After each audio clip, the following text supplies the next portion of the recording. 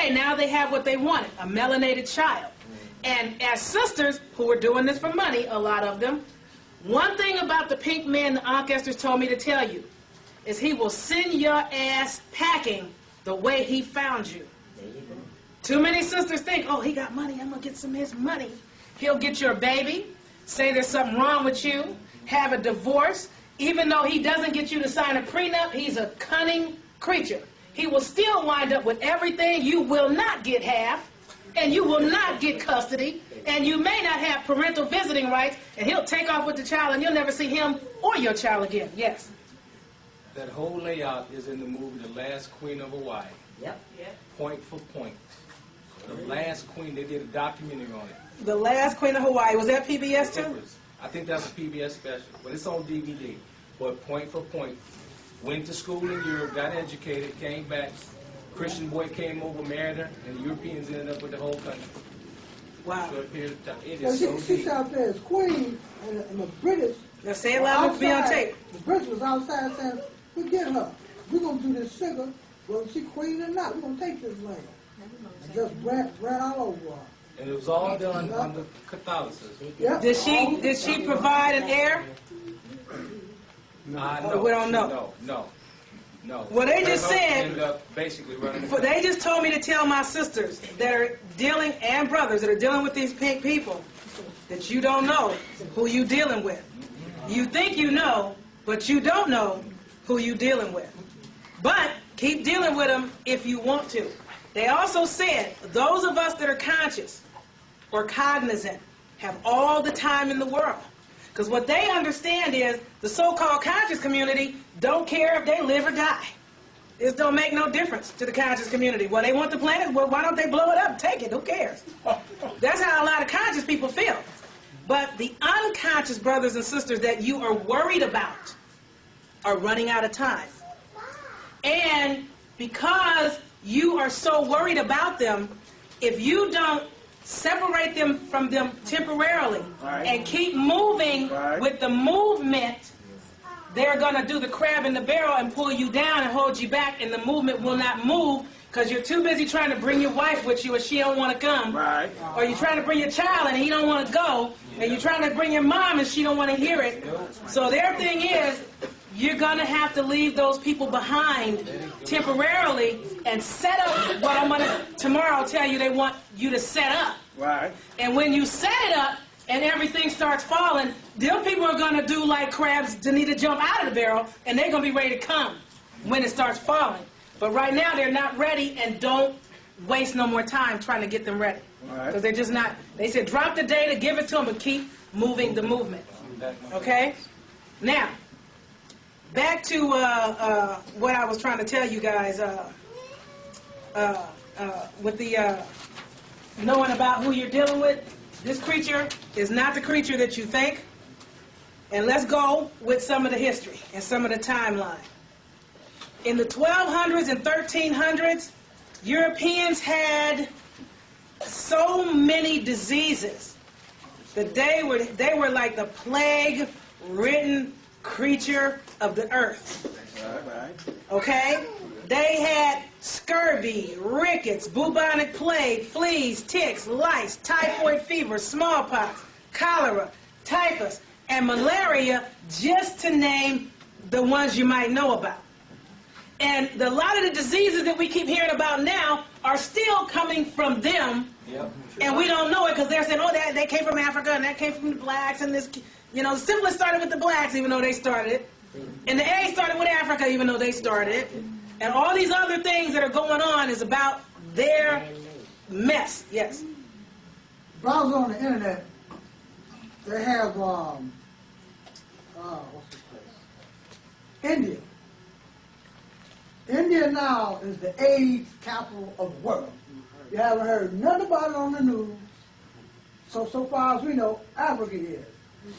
But on the internet, it states quite clearly that India has the most cases of AIDS today. Let me add to that India piece. It's funny that you mentioned that because I forgot about that.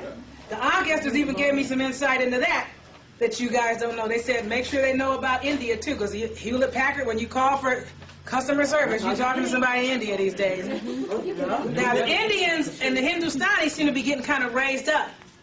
That is a Roman thing. They wanted you to know that the people, the men of India in particular, or what you call Hindustani men, are primarily a homosexual type male. All Indian men have their first sexual encounters with other Indian Hindustani men.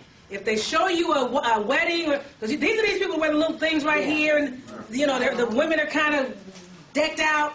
The women sit around at a party, and all the men dance and party together, and they slow grind together, and they slow dance together, and they booty bump together, and even when they get married, most of those men still are having sex with other men and almost never having sex with their wives.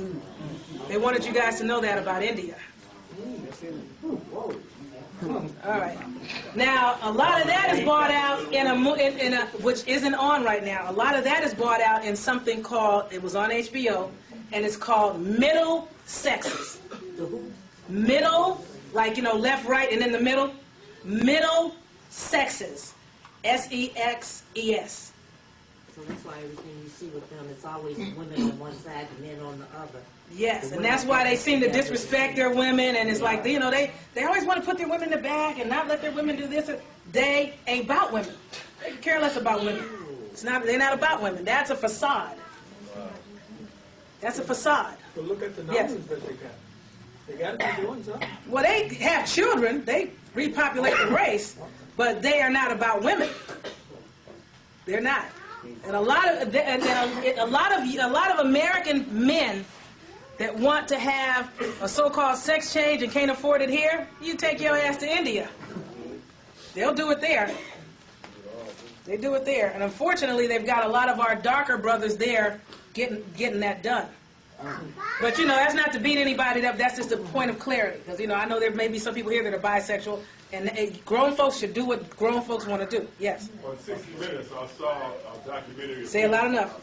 On 60 Minutes, I saw a piece talking about what you're referring to in India, where when a woman would have a baby, if they would do I guess it's called a sonogram, and see if it's a male or a female. If it's a female child, she would automatically, the female child should automatically kill the baby. They would automatically kill female children? They would abort. Well, abort? Yeah. Wow. Yeah. I don't know what that's about. Oh, it's neat. Because they're women that, for the longest time, were considered as slaves. A wife was called a slave in India. Oh. They still treat them like that today. Is that right? Look up the... You see them out shopping. The women are behind the men carrying 2 and 3 boxes of groceries, and the man ain't got nothing in his hand. Exactly. I've seen that here, Detroit, New York, even out there in L.A. where I've run into them.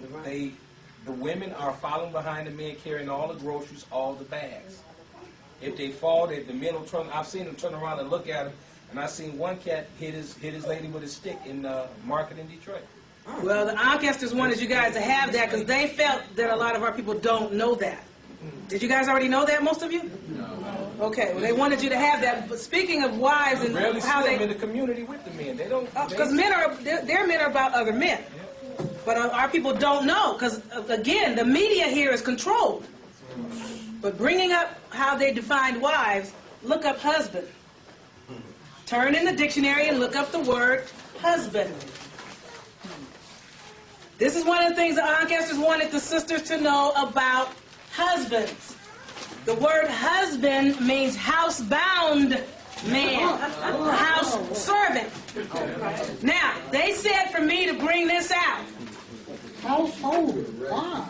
Get in the brackets. Husband is a house servant, a house bound, a house bonding. A man is bound to the house. Household. But this is what they said. Sisters have it all backward. They have it mixed up. Because your average brother is having a hard time getting a job in the so-called white man's society in many places, sisters have the nerves to look down on the brothers because they can't get a job. Well, I do bad by myself. If you ain't got no money, I don't need you. I got a car, nigga, you on the bus. They said sisters need to get a friggin' clue. Because you don't understand nothing about nothing You are messing up the most supreme man on the planet when you go there. What they wanted sisters to know is this. If your man has a job and could get a job, that's great. If you can get one, y'all can be a one-family household, or checks, or two-family income, whatever. But for brothers that do not have a job, they said stop beating them up. They don't have to have a job. Shit, if you have one, you go to work. Now, this is what they said, because a lot of sisters feel like, well, man, if I go to work here, I'll screw around with a bunch of women. They also told me to tell you, you do not own your mate. His body is his to do with.